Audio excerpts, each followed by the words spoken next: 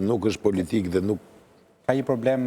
Që 210.000 vota kanë shkuar për partitë e vogla të gjitha bashkë. Se ka një problem kur e drejtojmë gishtin, se një e drejtojmë ndaj të tjerve dhe 4 ndaj vetes.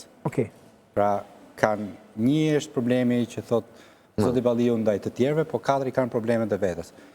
Ata 200.000 vota nuk janë pronë e Partisë Demokratike. Janë qytetarë të lirë, të kushtëzuar të Shqipërisë, të cilët kanë votuar në mendjen e tyre apo si pas gjepit të tyre. Nuk janë pronë e asnjë partie politike në këtë vend. Pastaj, të flasim për problematiket partive të reja, duhet të flasim për problemin e sistemit, që është gatuar dhe është thënë, stërthënë, thash dhe unë pak më parë, nga 2008 dhe më pas në 27 korriku në vitit kaluar me listën e sistemit të mbyllur dhe sistemit të hapur, të cilët kanë demotivuar njerëzit jo vetëm të punojnë, por e të shkojnë në zgjedhje. Plus, pastaj janë pjesa e Zotit Balliu që thotë që ka personazhe, jo vetëm ajo në Elbasan, i dini edhe në Durrës, edhe në Shkodër, njerëz anonim, në 12 qarqe që kanë marrë vota, sepse është ajo shtysa që ju me të drejtë e cilësoni. Mos e drejtoni gishtin ndaj partive të vogla për të dalë nga situata. Unë mendoj që të bëni një autoanalizë dhe përmes asaj autoanalize të bëni një terapi dhe më pas të shikoni çdo gjë qartë nga shtatori. Unë e bëj analizën të ato sepse ndryshe nga ndonjë tjetër, unë jam i bindur 1000% që asnjë nga kryetarët e partive të reja nuk është budalla. Gjithë secili për atyre e din shumë mirë, para se t'i futen kësaj rruge, që maksimumi i tyre do të ishte 1 mandat, dhe gjithë secili për atyre e dinte shumë mirë që me atë mandat nuk kishin për të bërë një punë për njerëzit që do t'i votonin. Por për veten e vet mund të bëjnë një pazar po, sepse unë besoj që ata janë budallë dhe unë prandaj e vej gishin atje. E dyta, e theksova në fillim dhe në fund të diskursit tim që unë shikoj përgjegjësi edhe tek mu i pari dhe do t'i vi momenti që do të ketë një analizë për atë çështje. Dhe e treta, për sa i përket se është bërë dhe kemi rënë prej e këtij diskutimit komplekseve që krijohen në një shoqëri nga një debat mbase i tepruar disa raste, 2008 nuk ishte ky kohë zgjedhore. Këto ndryshime kushtetuese janë bërë me atë që u quajt opozita parlamentare. Mos ta harrojmë. 2008 të lejonte edhe këto parti të vogla sot të përfaqësoheshin me më shumë mandate nëse do të ishin në një koalicion. Ndryshe nga çfarë marrin sot që merr 40.000 vota dhe merr një deputet. E njëjta gjë ndodhi në 2021-shin, ku ke marrë 120.000 vota PL-ja dhe të ka marrë vetëm 3 deputet. Pra ajo nuk ka asnjë lidhje me pjesën e 2008-s. 2008-a ka thyer thjesht një sistem me listë që ishte me listë mbyllur. Dhe kushdo të çohet nga këtu deri në Kolumbi po doj, deri në Kambodja, nuk ka sistem me listë që të jetë 100% hapur. Është një shpikje shqiptare. Nuk ekziston në asnjë vend botës. E ka pas Anglia, e ka pas Franca, e ka pas Italia, e ka pas Rumania, e ka pas Bullgaria. Kur në asnjë vend nuk ekziston ai sistem të jetë me 100% listë hapur, sepse krijon problematika të mëdha dhe u hap rrugën tyre Saramilove.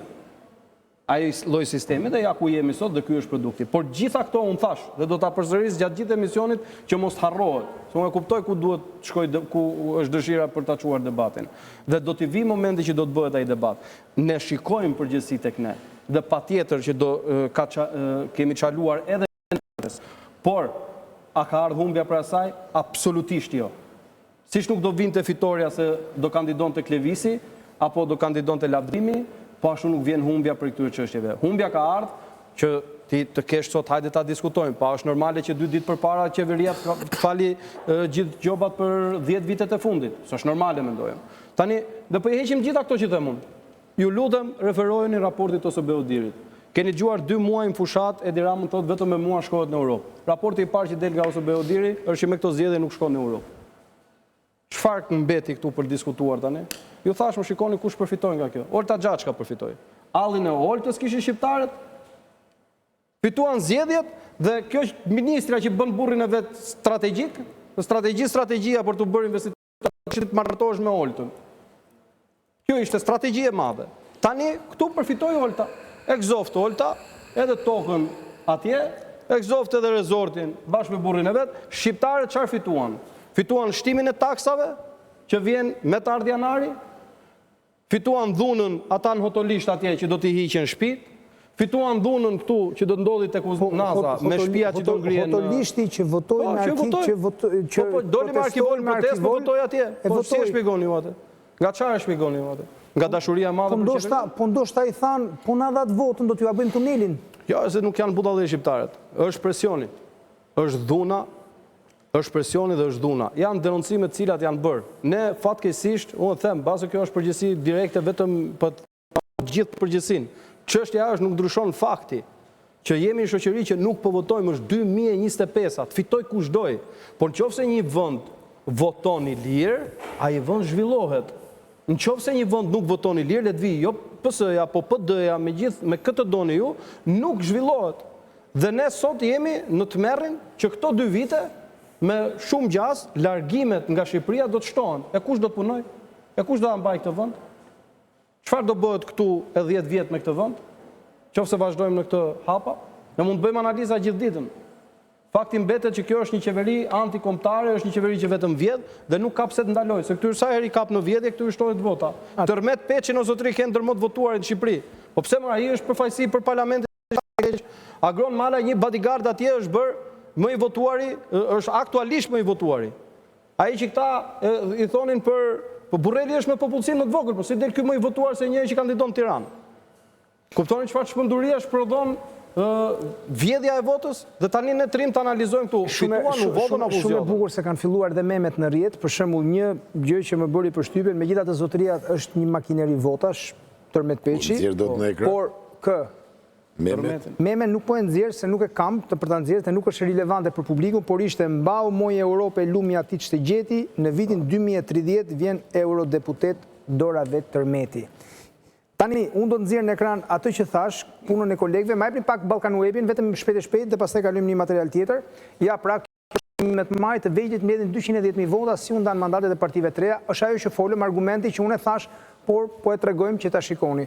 Dhe gjithmonë përveç Java News dhe Faktor.al, kemi Ballkan Web, Panorama dhe Gazeta Shqiptare, portalet tona me informacionet shpejta të sakta të verifikuara. Tani, kam një pyetje për Klevis Balliun që ka të bëjë me pretendimet e demokratëve për zgjedhjet, me mosnjohjen e tyre, por përpara kësaj ndjekim pak një material përgatitur nga kolegët e redakcisë në lidhje me të gjithë urimet që i kanë ardhur Edi Ramës për fitore në këto zgjedhje dhe rikthehemi në studio.